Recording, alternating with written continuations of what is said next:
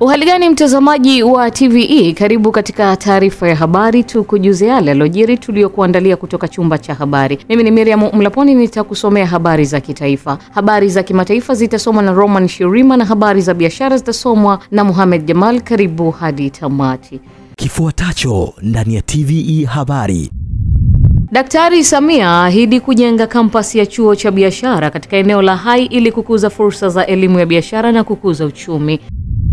Rais wa Zanzibar na mwenyekiti wa Baraza la Mapinduzi Dr. Hussein Ali Mwinyi asema serikali itaendeleza miradi ya kimkakati katika sekta ya nishati. Katika biashara, mahakama ya masoko ya mitaji yabuni mfumo wa kusikiliza kesi ki-electronic. Na katika habari za kimataifa, baada ya mahakama ya kijeshi nchini DRC kutoa hukumu ya kifo, chama cha Kabila chasema hukumu dhidi yake ni ya kisiasa. Karibu mtazamaji wa TVE, na moja kwa moja tuanzie mkoani Kilimanjaro ambapo mgombea wa nafasi ya urais kupitia chama cha Mapinduzi CCM ambaye pia ni rais wa Jamhuri ya Muungano wa Tanzania, Daktari Samia Suluhu Hassan ameendelea na kampeni zake mkoani Kilimanjaro ambapo ameahidi pamoja na mambo mengine serikali itajenga tawi la chuo cha biashara katika eneo la Hai ili kukuza fursa za elimu ya biashara pamoja na kukuza uchumi wa eneo hilo. Josephine Kaponya ameandaa taarifa zaidi ambayo nasomwa hapa studio na Goodluck Msola. Dr. Samia ameahidi kuendelea kufungua mkoa wa Kilimanjaro kwa miundombinu ya barabara za lami, zege na changalawe ili kuinua uchumi wa mkoa huo na kukuza biashara ya kimataifa baina ya kanda ya kaskazini na nchi jirani. Dr. Samia ameeleza hayo Jumatano Oktoba mosi 2025 katika muendelezo wa kampeni za kunadi sera za ilani ya Chama cha Mapinduzi katika mji wa Moshi mkoani Kilimanjaro kwenye viwanja vya Mashujaa, wakati wa mkutano wake wa kwanza ikiwa katika mkoa wa Kilimanjaro akitokea mkoani Tanga. Amesema miongoni mwa barabara zitakazojengwa ni pamoja na barabara ya Holili Tarakea yenye urefu wa kilomita 53 ikitajwa kukuza biashara kati ya Tanzania na Kenya pamoja na kuondoa foleni ya malori kwenye barabara za Mwika Tarakea. Fanya maboresho makubwa sana kwa hospitali ya rufaa ya mkoa wa Mawenzi, na nakumbuka nilikuja mimi mwenyewe kuweka jiwe la msingi la ujenzi wa jengo la kina mama na watoto wetu ambalo sasa limekamilika na linaweza kutoa huduma. Sasa uwepo wa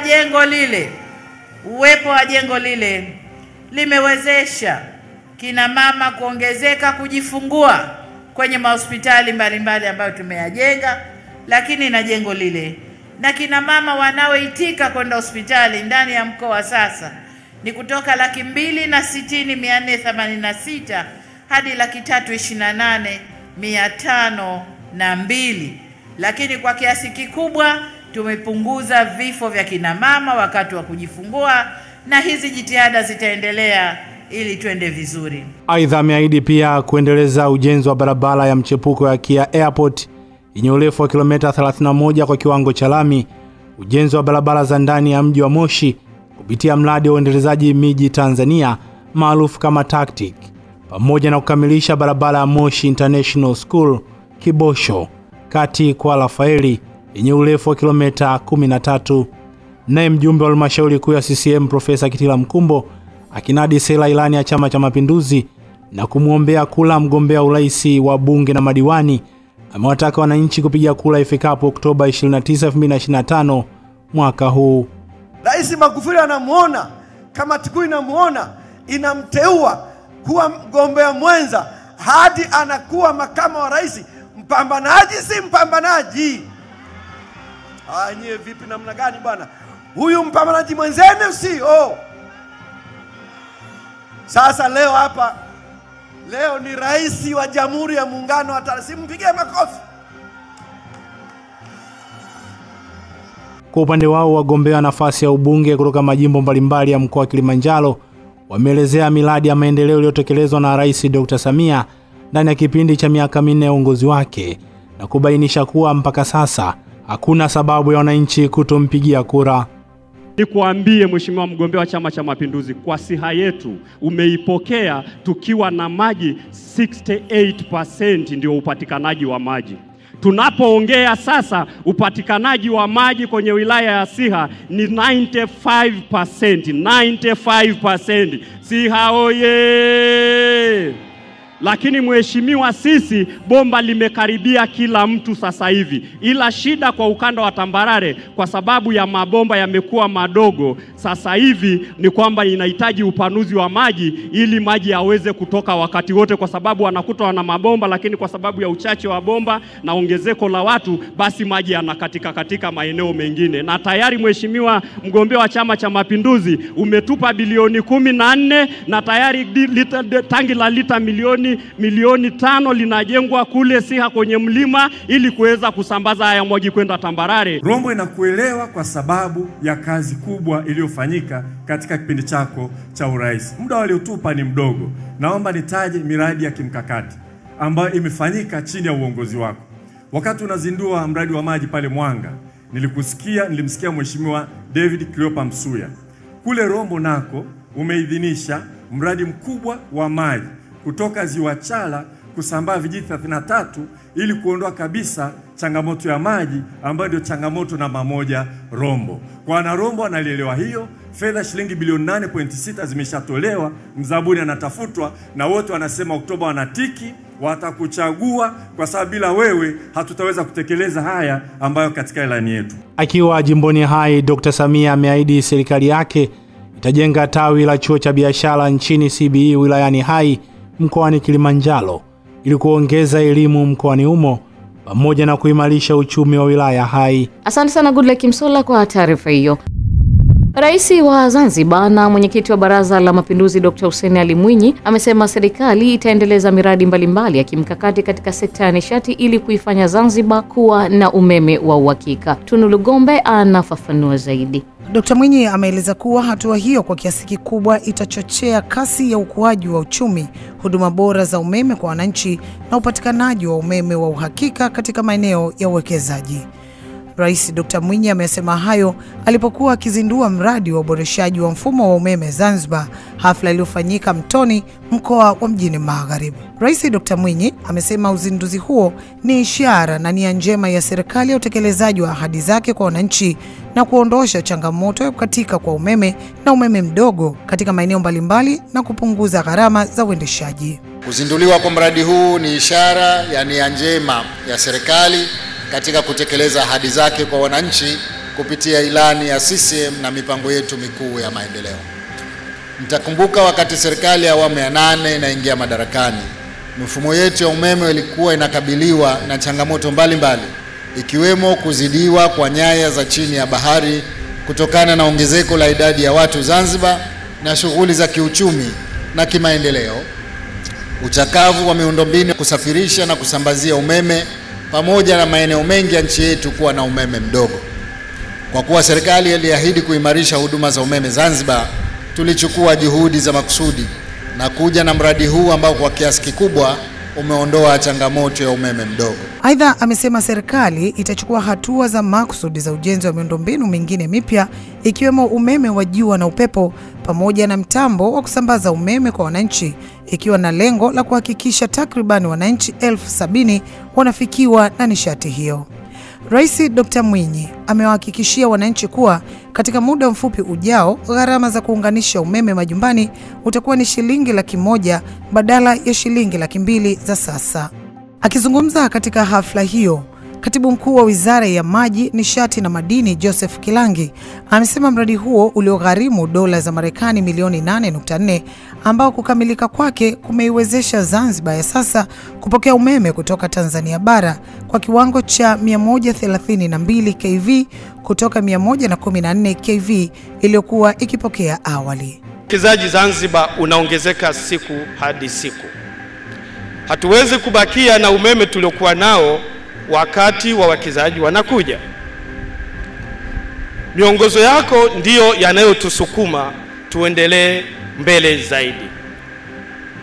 Najua tuna mradi wa World Bank ambao sasa hivi tumefikia hatua nzuri sana. Akitoa taarifa ya kitaalamu, meneja mkuu wa shirika la umeme ZECO Haji amesema mradi huo ni miongoni mwa miradi ya kimkakati ya shirika hilo, unaongeza thamani ya huduma ya umeme na kuchochea kasi ya ukuaji wa uchumi. Pia utapunguza upotevu wa umeme na kumaliza tatizo la umeme katika maeneo ya uwekezaji. Mradi huu kama ilivyo miradi mingine ya kimkakati katika shirika la umeme umeleta tija kubwa sana, ikiwa ni pamoja na kuongeza thamani ya upatikanaji wa huduma ya umeme, lakini pia kutoa mchango mkubwa katika kujenga uchumi wa Zanzibar na kuwa sehemu ya chachu ya kutengeneza ajira zisizo za moja kwa moja, kwa kuwa umeme sasa sio anasa. Watu wengi wamejiajiri wakitegemea umeme, hivyo uwepo wa umeme wa hakika ni muhimu sana katika kukuza pato la taifa. Asante sana Tundu Lugombe kwa taarifa hiyo.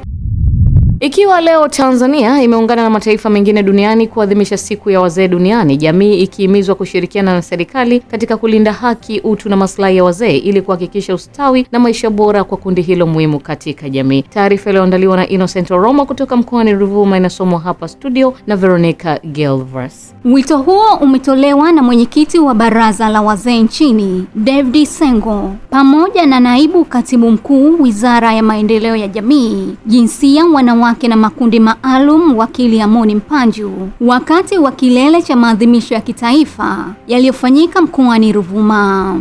Maadhimisho ya mwaka huu yamebeba kauli mbiu isemayo, wazee tushiriki uchaguzi mkuu kwa ustawi wa jamii yetu.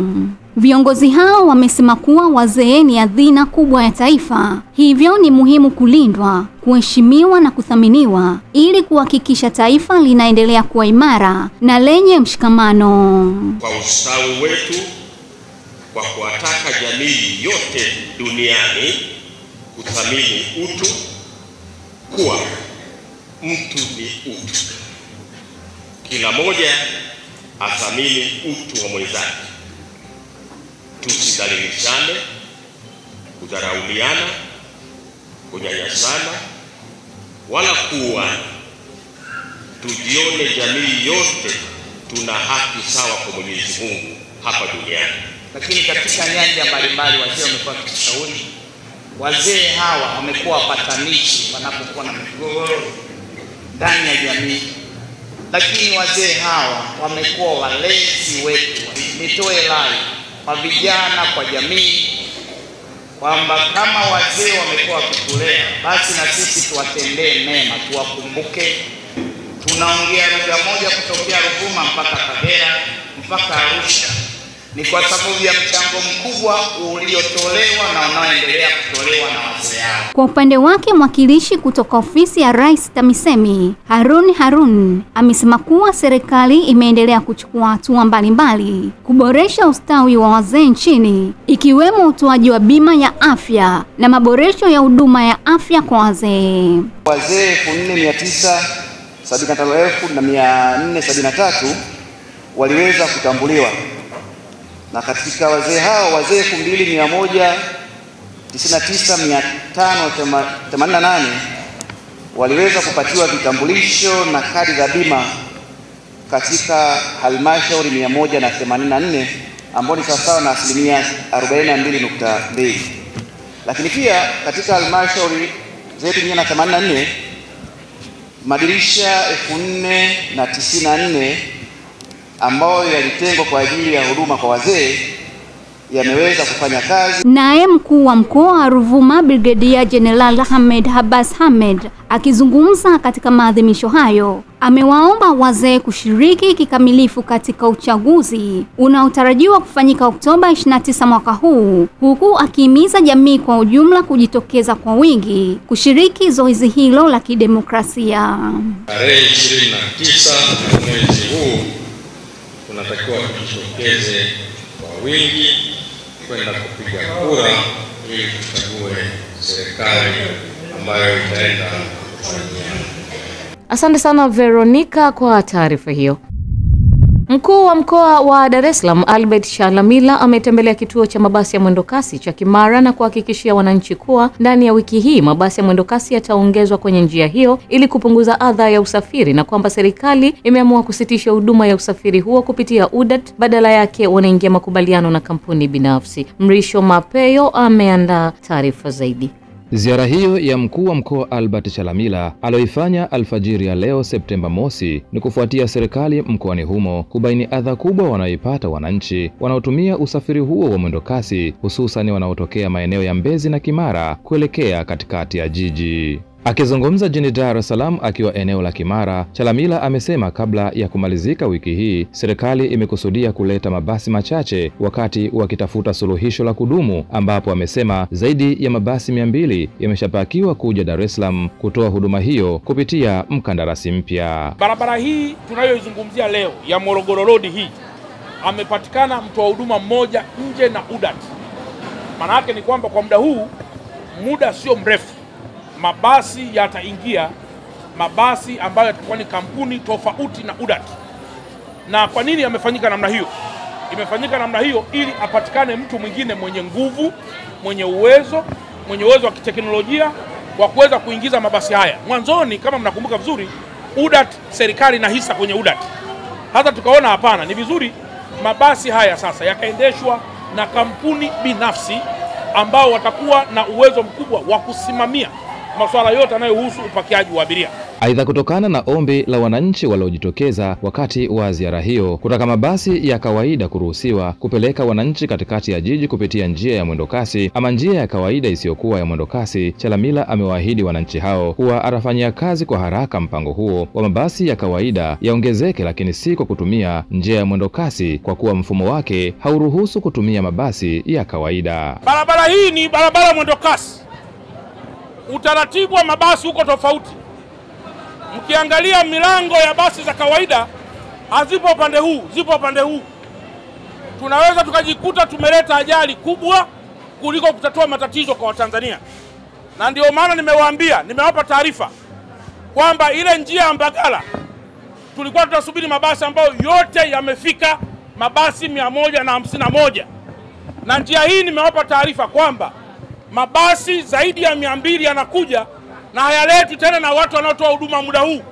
Tumechukua kampuni nyingine tofauti ili iweze kutoa huduma kwenye barabara hii. Kwa upande wao, baadhi ya wananchi waliojitokeza wameiomba serikali kusaidia kumaliza adha hiyo kwa kuleta mabasi ya kutosha, lakini pia kwa kuruhusu mabasi ya kawaida kuongezwa ili kurahisisha wananchi kufikishwa katikati ya jiji. Kabla hizo basi mpya zijaja, kwa nini njia hii ya Morogoro Road usingeitoa dada za kawaida zikawa zinapita tukiwa tunasubiri usafiri mpya mwendo kasi?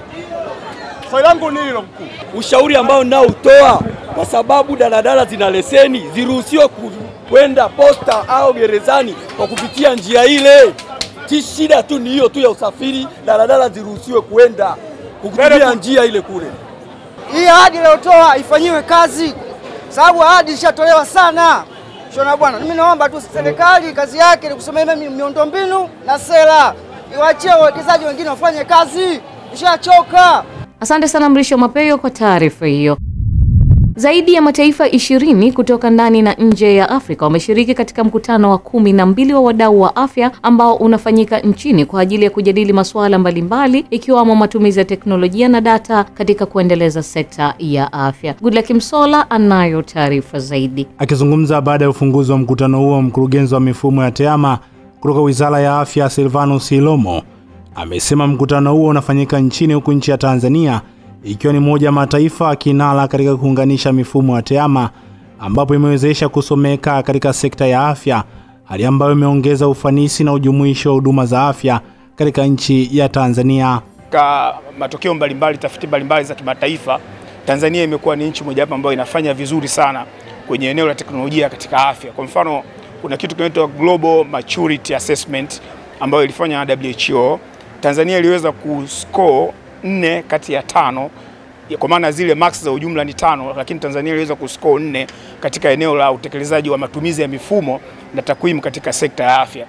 Lakini pia utaona ripoti ambayo tumeweza kupata hints ambayo inakwenda kutolewa na WHO kwa upande wa Afrika.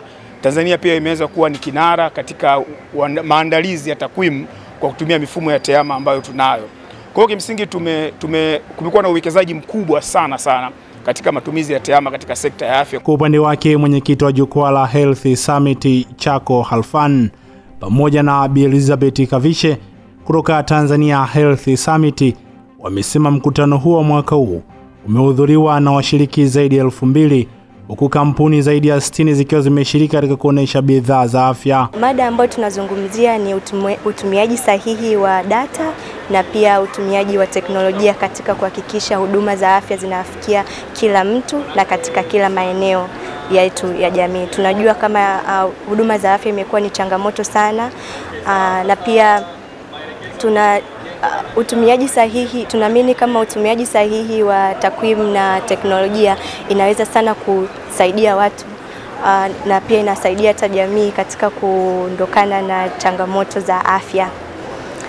Na ukiangalia hata stakeholders wako katika hilo, wameonyesha utumiaji na umuhimu wa data, na inaonyesha hata jinsi gani teknolojia inavyotumika kusaidia jamii, na hii na motivates kila mtu ajue jinsi gani teknolojia sio tu kwa bad side of it, hata ajue ina umuhimu kwenye sekta ya afya. Nao baadhi ya washiriki wa mkutano huu wamesema mkutano wa mwaka huu umekuwa na utofauti mkubwa, hasa katika mada ambazo zitawasilishwa ambazo zitajikita katika kuangazia matumizi ya akili unde katika sekta ya afya. Mikutano hii inakuwa pia ni chance ya wadau wanaofanya shughuli mbalimbali za teknolojia katika afya kushowcase wanachokifanya, kuonyesha mifumo yao wanayoifanya, kuonyesha ni namna gani wanatoka katika analogia kwenda digitali.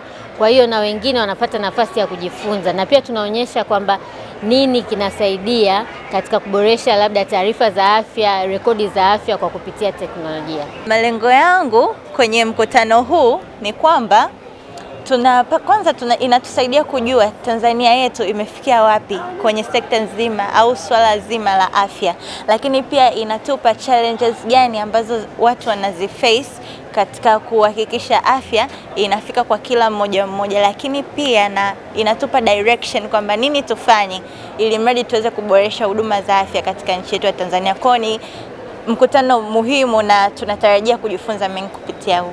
Mkutano huo utakuwa ni mkutano wa siku 3 mfululizo ambapo wadau wa sekta ya afya watajadiliana na kuja na mapendekezo ambayo yatatumika katika kuandaa sera na miongozo mbalimbali katika sekta ya afya. Asante sana Goodluck Msolla kwa taarifa hiyo. Watu wawili wanaume wamepoteza maisha katika kata ya Mahina jijini Mwanza baada ya kushambuliwa na kundi la watu wenye hasira kali wakidaiwa kuvunja nyumba na kuiba pikipiki, television pamoja na vitu mbalimbali. Emmanuel Mashak ameandaa taarifa zaidi. Akizungumza na waandishi wa habari, kamanda wa jeshi la polisi mkoani Mwanza Willibrod Mutafungwa amesema tukio hilo limetokea majira ya saa 2 usiku katika mtaa wa Igelegele, ambapo inadaiwa wananchi waliwakamata watu hao kwa tuhuma za wizi wa pikipiki, uvunjaji wa nyumba pamoja na kuiba mali mbalimbali za watu, kisha kuwakabidhi kwa viongozi wa mtaa huo. Kamanda Mutafungwa amewataja watu hao waliouawa kuwa ni Omari Hamisi Shabani mwenye umri wa miaka 24, mkazi wa Igelegele, Saidi Jumanne Bundala miaka 35, ambao walikuwa wakiishi pamoja. Awali vijana hao walikamatwa na wananchi kisha kukabidhiwa kwa viongozi wa mtaa huo na kuhojiwa kuhusu wizi wa pikipiki na kukiri kuhusika na wizi huo pamoja na kuvunja nyumba, ndipo wananchi walipoamua kuwashambulia na kuwapiga kwa kutumia silaha mbalimbali za jadi na kusababisha kupoteza maisha. Nasemekana vijana hao walikubali kutenda makosa hayo, na katika kueleza walidai kwamba walihusika katika tukio moja la wizi wa pikipiki ambayo ni MC 194 EMM aina ya King Lion, ambayo pikipiki hiyo ilitambuliwa kuwa ni ya Hamisi Nuhu, mkazi wa Igelegele, ambayo ilikuwa imeibiwa siku ya tarehe 18 mwezi wa 9 2025 baada ya nyumba aliyokuwa akiishi mwenye pikipiki hiyo kuvunjwa na hatimaye pikipiki hiyo kuweza kuibiwa. Baada ya kueleza tukio hilo, walieleza na matukio mengine ambayo walishiriki kuyafanya kwenye kundi hilo la wananchi. Baadaye watu hao waliwaongoza wananchi kwenda kwenye chumba walichokuwa wanaishi ili kuwaonesha mali nyingine ambazo walikuwa wamezipora katika matukio mengine ya kihalifu hapo mtaani. Asante sana Emmanuel Masha kwa taarifa hiyo. Zaidi ya wananchi 400 wamepatiwa matibabu kupitia kambi ya matibabu iliyofanywa na taasisi ya moyo ya Jakaya Kikwete tawi la Dar Group, huku kati yao 20% ni vijana ambao wamekutwa na changamoto ya magonjwa ya moyo na shinikizo la juu la damu. Goodluck Msola anayo taarifa zaidi. Akizungumza jijini Dar es Salaam, Daktari Elias Bilago kutoka taasisi ya moyo ya Jakaya Kikwete amesema wagonjwa hao wapo waliotoka nje ya Tanzania kutokana na uwekezaji wa miundombinu, ambapo pia kambi hiyo imewapima wagonjwa wa moyo, magonjwa yasiyo ya kuambukiza pamoja na magonjwa mengine. Tunapokuwa tuna kambi kama hizi maalum kwa ajili ya matibabu ya magonjwa ya moyo, pia ni moja kati ya juhudi za kuunga juhudi za serikali katika tiba utalii. Kwa nini tunasema tiba utalii? Ndugu mwandishi, tumepokea wagonjwa ambao wanatoka nje ya Tanzania katika kambi hii unayoiona hapa. Kwa hiyo wanafurahia hizi huduma, na tiba utalii ina maana kwamba taasisi yetu ya moyo ya Jakaya Kikwete sasa tunasema tunatoa huduma katika viwango vya kimataifa. Kwa upande wake Dr. PC Masaoe kutoka taasisi ya moyo ya Jakaya Kikwete tawi la Dar Group amesema moja matatizo makubwa yaliyobainika katika kambi hiyo ya matibabu ni magonjwa ya moyo ambayo yameonekana kuwasumbua wananchi wengi, hasa vijana, kutokana na sababu mbalimbali ikiwemo mtindo wa maisha. Kwa vijana waliojitokeza, asilimia walioonekana na magonjwa ya shinikizo la damu imekuwa ni kubwa kidogo zaidi ya tunavyotegemea kwa kawaida kwa watu wenye umri huo mdogo. Hiyo nadhani siku hizi ni kwa sababu ya mabadiliko ya mfumo wa maisha, vyakula tunavyokula, jinsi ya kuishi. Tumeacha ile desturi ya kufanya mazoezi, kula vyakula vya afya, na kula hizi fast food zaidi. Utumiaji wa pombe umekuwa ni mkubwa kidogo. Na baadhi ya wananchi waliopata matibabu bure wameshukuru kutokana na kambi ya matibabu, huku wakiomba kuongezwa muda kwa kambi ya matibabu bure ili kuwasaidia wananchi wasio na kipato. Msiogope, nile ninachokiomba Mama Samia Suluhu Hassan, madam ametoa fursa hizi, wamama tuko wengi majumbani, tunaomba msaada wako iwe endelevu. Kwa kila mwananchi anapolisikia ile tangazo anakuja na yeye anapatiwa huduma, isiwe baada ya miaka ndo unakuja. Bado wagonjwa wako wengi majumbani. Asante sana Goodluck Msola kwa taarifa hiyo. Umoja wa Kitaifa wa Asasi za Kiraia wa Shule Salama NSSC umetoa rai kwa serikali na jamii kwa ujumla kuhakikisha suala la ulinzi na usalama wa watoto linapewa kipaumbele kabla, wakati na hata baada ya uchaguzi. Recho Chacha anayo taarifa zaidi. Wakizungumza jijini Dar es Salaam kwa nyakati tofauti, wasemaji wa umoja huo wameeleza kwamba watoto wamekuwa miongoni mwa makundi yaliyo hatarini zaidi kutokana ama kuachwa bila uangalizi, huku wazazi na walezi wakijihusisha na shughuli za uchaguzi au kutumika vibaya katika shughuli za kisiasa na kampeni. Aidha, wameyataka mashirika ya kiraia kuendelea kutoa elimu ya uraia na mpiga kura kwa Tanzania inayojumuisha ujumbe wa kulinda haki za watoto katika kampeni zote, na kuviomba vyama vya siasa nchini kutoa kipaumbele juu ya haki na mahitaji ya watoto katika kampeni zao. Tunahimiza kila chama na mgombea kutoa mpango wao wa kulinda na kuhudumia haki za watoto kabla na baada ya uchaguzi, bila kujali matokeo ya ushindi au kushindwa, na kwani masuala kama upatikanaji wa elimu bora, huduma za afya, ulinzi na ulinzi dhidi ya ukatili na ustawi wa kijamii yanatakiwa zingatiwe kwenye ilani na mipango yao kabla na baada ya kampeni.